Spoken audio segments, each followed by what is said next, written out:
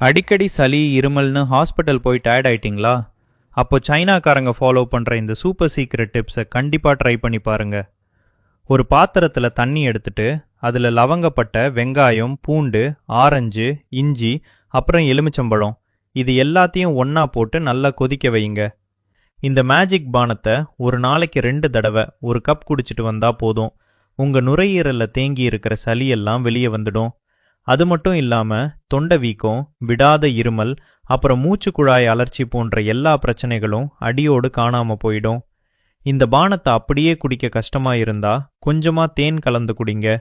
டேஸ்டும் சூப்பரா இருக்கும், தொண்டைக்கும் இதமா இருக்கும்.